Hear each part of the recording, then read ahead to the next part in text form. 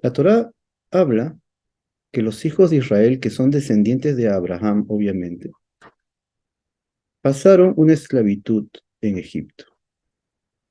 Sin embargo, se cuenta en la Biblia que el Eterno había hablado con Abraham de antemano y le había dicho que su descendencia sería extranjera en una tierra que no es de ellos y allí los esclavizarán y los afligirán, etcétera. Entonces, de antemano ya el Eterno había revelado a Abraham esto. La pregunta es ¿por qué? ¿Cuál era la razón por la cual los israelitas tenían que pasar este momento tan difícil, esta esclavitud? Es para rectificar las manchas y los pecados en el alma, en la cadena eh, de la vida humana, desde que Adán y Eva cometieron el primer pecado. Desde allí hubo una decadencia espiritual.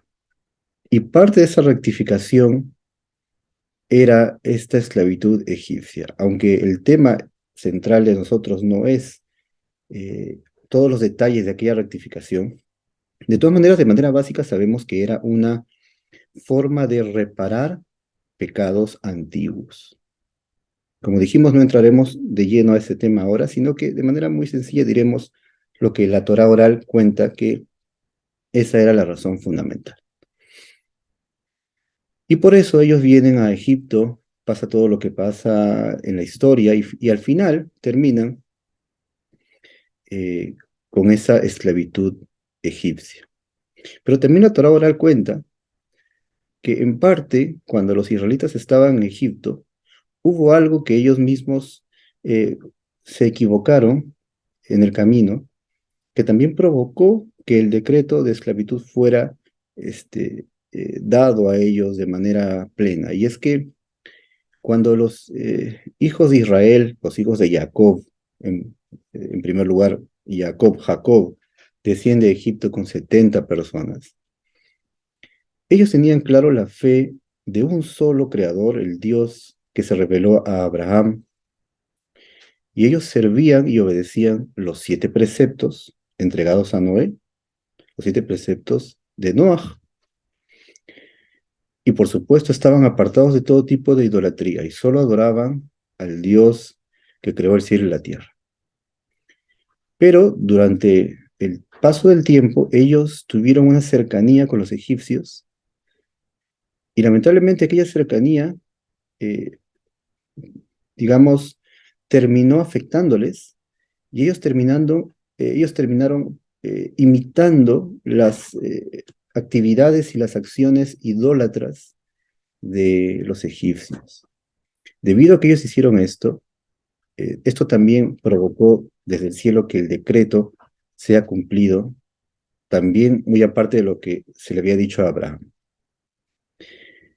Y de aquí aprendemos el gran error de no cuidarse en la elección de nuestras amistades, de a qué persona nos acercamos.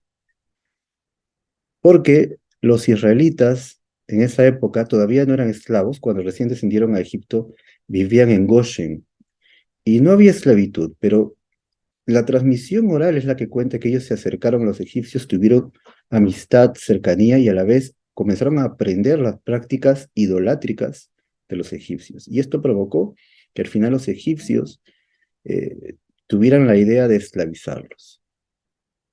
Entonces, esto nos enseña a nosotros a cuidarnos de eh, qué amigos escogemos, a quién nos acercamos, porque seremos influenciados por la persona a la cual nosotros nos acercamos y entablamos una amistad. Por ello debemos buscar buenas amistades. Y obviamente alejarnos de amistades que nos llevarían hacia caminos pecaminosos, como pasó con los israelitas con el tema de la idolatría. Entonces vemos hasta aquí dos cosas. En primer lugar, el cuidado de qué amistades escogemos. Y en segundo lugar, que la esclavitud de los israelitas tenía un propósito, que era la reparación de pecados antiguos. Y esto también es un tema muy amplio en sí, pero de manera resumida diremos que hay veces que la persona pasa sufrimientos en la vida y la razón es para reparar cosas y pecados y manchas del alma del pasado. Hay una razón por la cual la persona pasa sufrimientos, aunque esto es muy difícil de entender, obviamente en el momento que la persona sufre no tiene la tranquilidad para entender por qué sufre, pero siempre hay razón que va más allá de nuestro entendimiento. Esto es lo que podemos ver hasta aquí.